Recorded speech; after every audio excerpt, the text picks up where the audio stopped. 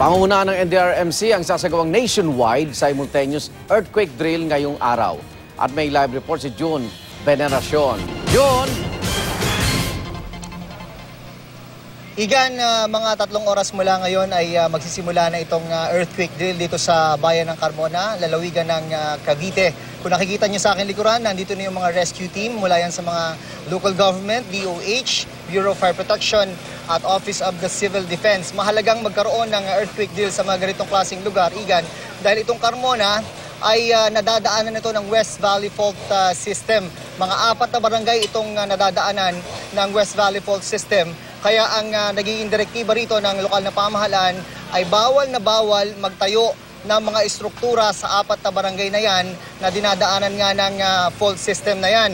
Kaya ang mahalaga rin na magkaroon ng ganitong klaseng pagsasanay dito dahil may mga senaryo dito na distinct mula dun sa ibang mga bayan. Dito kasi may mga factory, may mga iba't ibang pagawaan na posibleng pagsimulan ng mga chemical leak. Kaya yung mga ganyang klaseng senaryo ay pinaghahandaan nila sa pamamagitan nitong may mga gas mask dyan, may mga pang anti-chemical equipment sila kung sakaling magkaroon nga ng chemical leak at maging resulta na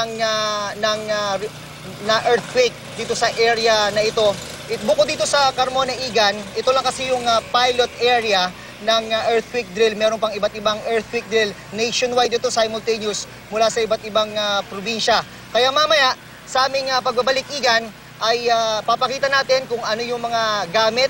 Itong mga gamit na ito, mga purchase ito 2013, 2014, kagaya nito, papakita natin kung paano gumagana itong tinatawag nilang hydraulic cutter and spreader. Isa ito sa mga gamit nila kung sakaling kailangan nila mag-breach ng mga lugar, kung sakaling magkaroon ng collapse structure, resulta nga ng lindol. Mamaya, ide-demo namin sa inyo kung paano ginagamit itong mga equipment na ito.